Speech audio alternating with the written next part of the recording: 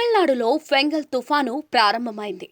వర్షంతో భారీ ఈదురుగాలులు వేస్తూ ఉన్నాయి. కాగా రాజధాని చెన్నైలోని విమానాశ్రయంలో ఇండిగో విమానం ల్యాండింగ్ కు ఇబ్బంది పడుతున్న వీడియో ఒకటి ఇప్పుడు సోషల్ మీడియాలో వైరల్ గా మారింది. తమిళనాడు పుదుచ్చేరిలో గురువారం నుంచి వర్షాలు కురుస్తూ ఉండగా ఆదివారం వర్షం తీవ్రత ఎక్కువగా మారింది. దీంతో ఆదివారం తెల్లవారుజామున 4 గంటల నుంచి విమాన రాకపోకలను నిలిపివేశారు.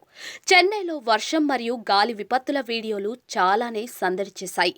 ఇప్పటి వరకు 3 మరణించారు. వీటన్నిటి మధ్య విమానం ల్యాండ్ అవుతున్న వీడియో ఒకటి సోషల్ మీడియాలో సందడి చేస్తోంది. అలాగే ఈ దృశ్యాలు చూసి జనాలు ఆశ్చర్యపోయారు. భారీ వర్షం, బలమైన గాలుల మధ్య ఓ విమానం ల్యాండ్ కావడానికి ప్రయత్నిస్తోంది. అలాగే విమానం చక్రాలు నేలను తాకకముందే మళ్లీ పైకి ఎగిరి ల్యాండ్ అవుతున్న దృశ్యాలను చిత్రీకరించారు. ఈ వీడియోను షేర్ చేసిన వ్యక్తి ఇలా రాశారు: ఫెంగల్ తుఫాను ఇప్పుడు తమిళనాడుకు చేరుకుంది మరియు భారీ తుఫానులను సృష్టించింది.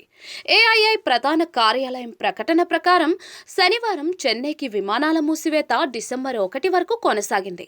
ఈ విమానాలకు సంబంధించి మీ విమానయాన సంస్థలతో దీని గురించి చర్చించి తదుపరి ప్రయాణాన్ని తనిఖీ చేయాలని సిఫార్సు చేయబడింది.